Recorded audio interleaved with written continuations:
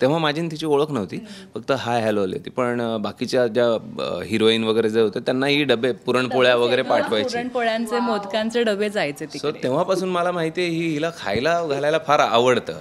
पहिल्याच दिवसापासून मला असं वाटतं लग्नानंतर होईलच प्रेम या मालिकेत काही ना काही ट्विस्ट पाहायला मिळते आणि मेन एपिसोड अशा मोक्यावर संपतो की आपल्याला पुढे काय होणार ह्याची उत्सुकता लागून असते. आणि जी हे सगळे ट्रॅक्स घडवून आणते ना ती माझ्यासोबत आहे, म्हणजेच रम्या माझ्यासोबत आहे. आणि आता ती सजली आहे. का सजली आपण तिलाच विचारूया. खूप स्वागत कश्मीरा, कशी आहेस? थँक्यू, मी खूप छान आहे. आणि आज हे जे काही तुम्ही मला सजलेलं बघताय तर ते म्हणजे मला बघायला एक मुलगा आलेला आहे, येणार आहे. आणि त्यासाठी नटून थटून मी मुलगा बघायला तयार झाली आत्ता. येणार आहे मुलगा आला आहे बघायला, त्यासाठी मी अगदी छान नटून तयार झाली आहे. पण मी जेव्हा बघायला जाणार आहे तेव्हा काय काय गंमत घडणार आहे हे याच्यासाठी तुम्हाला एपिसोड बघावा लागेल. हे जे खूप हेवी सीन्स असतात म्हणजे बघतानाही मला असं वाटतं की तुम्ही कसे करत असाल हे इतकं पाठांतर. खूप स्वतःला थोडंसं सीन कट झाल्यावर काम डाऊन करायला लागत असेल ना प्रत्येक सीननंतर, तर काय एक प्रॅक्टिस असते? हां, बऱ्याचदा असं होतं, म्हणजे खूप हेवी सीन्स असतात, बऱ्याचदा अगदी आरडाओरडाचे असतात, कधी चिडणं आहे, खूप रडणं आहे, खूप शेड्स आहेत बेसिकली रम्याच्या कॅरेक्टरला, की ती पार्थवर अतिशय प्रेम करणारी आहे. म्हणजे मी साधारण जेव्हा अभ्यास केला होता रम्या कॅरेक्टरचा तेव्हा माझा अगदी न्यूमरॉलॉजी आणि ह्याच्यापासून सुरुवात होती माझी म्हणजे. तर रम्याची जी टोटल येते त्याप्रमाणे ती अगदीच प्रेमळ शांत स्वभावाची अशी आहे.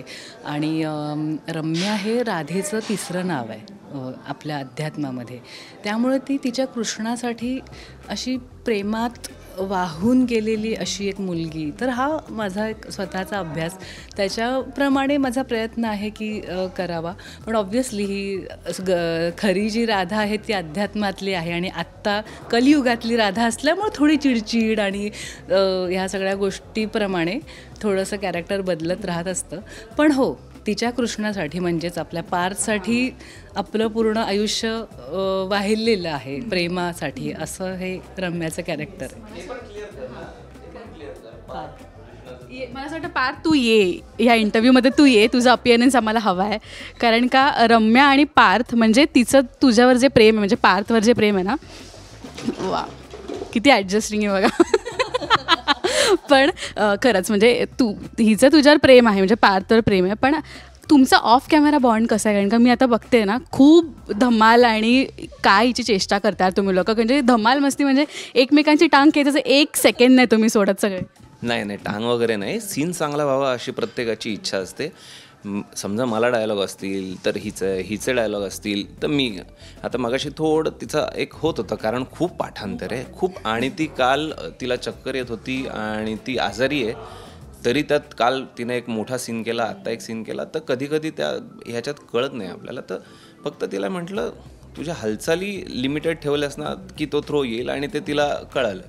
आमचं फक्त एवढंच आहे की एकमेकांचे सीन, ज्याचा सीन आहे तो त्याला मिळाला पाहिजे आणि त्याने तो वाजवला पाहिजे, असं आहे. टांग खेचायचे प्रत्येक सीन ती वाजवतेच आणि ते कौतुक आहे. पण आत्ता ना हे प्रेक्षकांना बघायला असं वेगळं वाटेल, पण किती छान बॉन्डिंग आहे तुमचा, म्हणजे ऑफ कॅमेरा. किंवा तिचं कौतुक करायचं झालं तर तू काय, म्हणजे कश्मीरा म्हणून काय कौतुक करशील? कश्मीरा ना खूप काळजी घेणारी मुलगी आहे. तिला ना सहकलाकारांना खायला घालायला फार आवडतं. हे आत्ताच नाही, आधीच्या सेटवर सुद्धा पिंकीचा विजय असोच्या समोर तिची एक तिची सिरियल चालू होती. सो ही इकडे तेव्हा माझी आणि तिची ओळख नव्हती, फक्त हाय हॅलो आली होती. पण बाकीच्या ज्या हिरोईन वगैरे जे होते त्यांनाही डबे पुरणपोळ्या वगैरे पाठवायचे. पुरणपोळ्यांचे मोदकांचे डबे जायचे तिकडे. सो तेव्हापासून मला माहिती आहे हिला खायला घालायला फार आवडतं. म्हणजे शरयू होती आणि नंतर आरती होती. मला असं वाटतं पिंकीचा विजय असं म्हणजे तुमचं डबा. हां, डबे त्यांच्या सेटवरती जायचे नेहमी. आज काय आणलं आहे, कारण हेच आमच्या मेकअप रूमच्या बरोबर कॅन्टीन समोर होतं. सर हे कधी कॅन्टीनच्या इथे आले की मग आज काय मेन्यू आहे, आणि जनरली तिथेच स्वयंपाक करून गरम गरम आम्ही सगळे खाली बसून जेवायचो होतो वगैरे. त्यामुळे ते माहिती असेल म्हणून. आमच्याकडे डायनिंग टेबल होता, आम्ही वर बसायचो.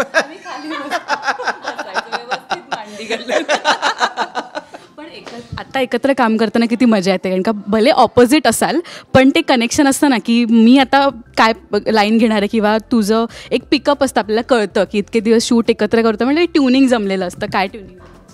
सुरुवातीला आमचे चांगले सीन होते. जेव्हा की तिचं प्रेम आहे माझ्यावर हे कळायच्या आधीचे आमचे भरपूर सीन होते. त्यात आमची केमिस्ट्री चांगली दिसली, आम्हाला कळायचं. पण त्यानंतर मग तिचं ते झालं प्यार तूने क्या किया, आणि मग त्याच्यानंतर मग मी तिला फाट्यावर, जशी काव्या मला फाट्यावर मारते तसं मी हिला फाट्यावर मारायला लागलो. तेच एक सर्कल असतं ना, ते आता कम्प्लीट होतं आहे. साधी भोळी रम्या कळली नाही त्याला. पण बेसिकली तसं मग बघायला गेलं तर रम्याचं पण व्हॅलिड आहे ना ते, म्हणजे तिचं प्रेम आहे. सो प्रेमासाठी माणूस काही करू शकतो. एक्झॅक्टली, ते म्हणतात ना प्रेमात सगळं माफ असतं. आणि मला ॲज अ रम्या लॉजिकली बघायला गेलं तर कुठे चुकीची वाटत नाही, म्हणजे वैयक्तिक, की तिचं प्रेम आहे हे जेव्हा ती ठीक आहे तिच्यासमोर खूप म्हणतात ना की मिसअंडरस्टँडिंग झाल्या गोष्टी किंवा काय, पण तिच्या समोर येताना त्या तशा नव्हत्या, त्या पॉझिटिव्हच होत्या. म्हणजे ते आय लव्ह यू टू लिहिलं लहान मुलींनी, पण माझ्याकडे तेव्हा हा म्हणाला की तुझं गिफ्ट तुला पाठवलं आहे, आता आपण पार्टनर्स आहोत. सो हे माझ्यासाठी हिंट्स होते की आता बाबा हां, शिवाय माझी मैत्रीण येते तेव्हासुद्धा हा म्हणतो की हां लवकरच आता लग्नाचं बघूया. सो मला असं वाटतं की आमच्याच लग्नाचं चाललं आहे. सो माझ्या मते ती गोष्ट एक हां असं होतं. कसं असतं, एखादं प्रोजेक्ट, फिल्म असो सिरियल असो, हिरो हिरोईन व्हिलन, पण प्रत्येकाला असं त्याच्या आयुष्यात तो हिरोच असतो. व्हिलनला सुद्धा त्याच्या आयुष्यात हिरोच असतो. का? कारण त्याला वाटत असतं मी जे करतो, मी जे करते ते बरोबर आहे, आणि अगदी बरोबर आहे. आणि बोलतातच की everything is fair in love and war, त्याच्यामुळे ती करेक्टच आहे. ते करते, फक्त बोलत नाही आहे, ती करते. पण आता जर तुमच्या दोघांना विचारलं ॲज अ विजय आणि कश्मीरा, तुमच्या दोघांमध्ये एकमेकांबद्दलची एक आवडती गोष्ट, म्हणजे ही क्वालिटी खूप छान आहे मित्र म्हणून, हिच्यामधली क्वालिटी मला खूप आवडते, अशी कुठली? कॉमेडीचं टायमिंग.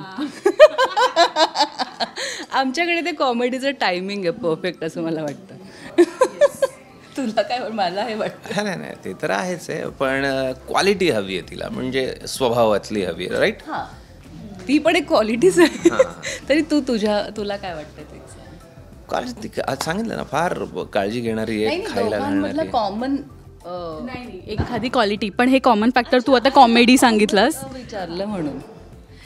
बाकी quality he is a very good person. स्वभाव खूप छान आहे, केअरिंग आहे. ॲक्च्युली ही गोष्ट पूर्ण टीमलाच जाते, इवन टेक्निशियन्सपासून सगळ्या ह्याला. पण जर आमच्यामधलं की हा एक छान मैत्री आहे, छान बॉन्ड आहे, आता काल बरं नव्हतं तर काळजीने व्यवस्थित आहे ना, घरी सोडायचं आहे का, असं सगळ्या गोष्टी विचारून झालं तर ती काळजी आहे एक आपले को आर्टिस्ट म्हणून, की बाबा आपण सेटवर दिवसातले जवळपास 12-13 तास आम्ही एकत्र असतो रोज. त्यामुळंच आम्ही एवढ्या आजारपणात पण एवढे फ्रेश वाटतोय, कारण आपली माणसं आजूबाजूला आहेत, ही फिलिंग आहे. अशी बोलली नसते तर मला कळली नसतं की ती आजारी आहे, म्हणजे वाटलंच. अरे तू काल ती उभं राहू शकत नव्हती, काल चक्कर आणि बरंच तिला त्रास होत होता. काश्मीर सांगितलं ना, ती फार गोड मुलगी आहे, जे की फक्त प्रेमाचा आस्पेक्ट जर बघितला तर ती गोड आहे. जिथे डॉमिनन्स किंवा काय पॉझिटिव्हनेस येतो तिथे मग ती मंगळसूत्र चोर, हे चोर, तसा तो हिच्यातला नाही आहे स्वभाव. बाकी आहे ती रम्यासारखी प्रेमळ आहे.